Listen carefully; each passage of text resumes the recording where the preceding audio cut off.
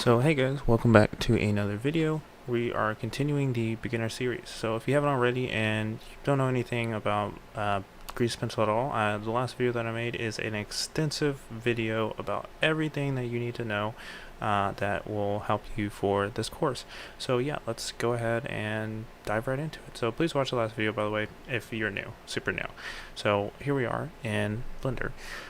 So if you don't know how to get to here, we'll just do File, New, 2D Animation, and I'll start over new, just so you understand and you're on the same page.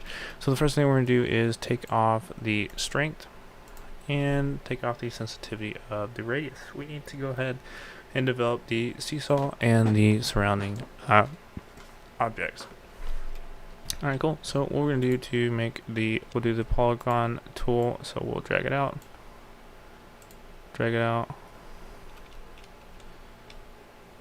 and we'll hold shift to keep it like that,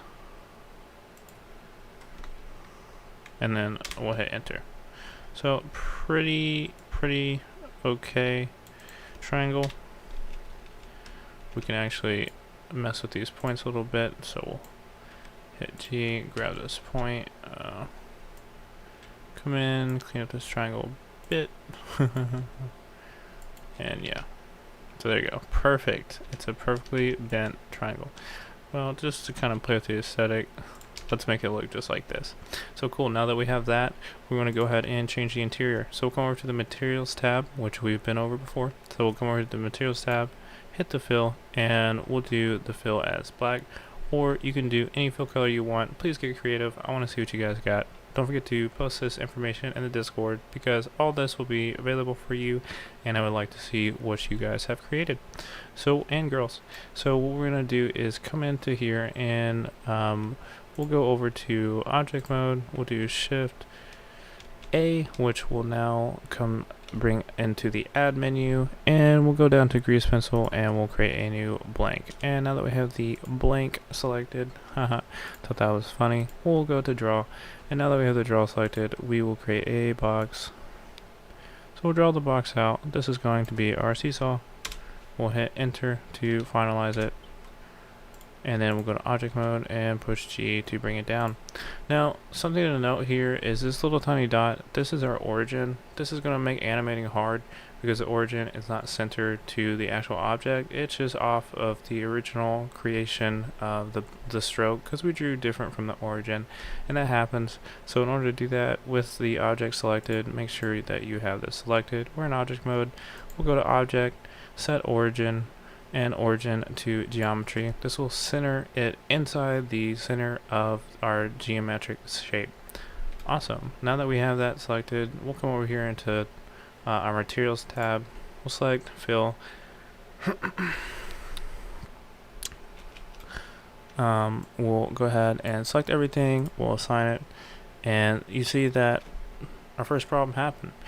We can't see the fill, and the reason for this is because right here on the right it indicates that our alpha value is 0. We need to up it to 1, and there you go. So looks pretty good so far.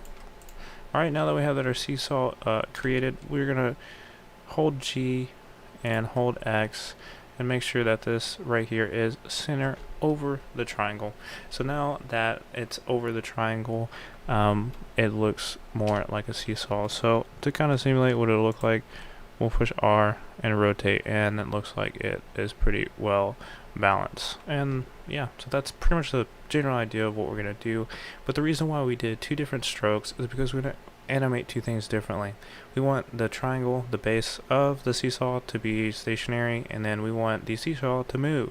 We're going to do a technique where we just animate on the dope sheet the object, and because we're doing this technique, we do not want the the base to be animated. So yeah, moving forward, what we want to do is, now that we have that selected, we want to go ahead and create a cool little drop shadow for our object. And so we can actually do that with our object selected. What we're going to do is be tidy really quick and rename to SEESAW. I don't know if that's actually how you spell it right, but hopefully it is. And we'll do SEESAW base. Just double click and rename it. Now that we have the seesaw base selected, we'll go back in here to draw mode, And then in draw mode, we'll create a new material, double click, we'll say shadow, seesaw. Make sure you have good naming conventions so it just makes it easy for you to remember. We'll unselect stroke and then select fill. We only want the fill, so we'll come over here to draw. Actually, we'll do circle, and we'll draw a circle right here. We'll push enter, and then with that selected, we'll go in edit mode. We'll select the stroke that we just made. We'll move it. We'll push S to scale. S and X to scale along the X axes, S and Y to scale along the Y. That looks fine. And S and Z to scale along the Z. So it creates a little drop shadow. Looks bad right now because it is not the appropriate alpha value. We'll lower the alpha value, and we will have the stroke selected, and we'll make it smaller. And we'll do Shift D to duplicate it, so we can create a contact shadow right underneath it. You don't have to do all this extra stuff, but I think it looks kind of nice, so that's why I do it. And just kind of play with it, make it look pretty. And yeah, okay, cool. So I like the way that looks pretty epic. So what we want to do now is animate the seesaw.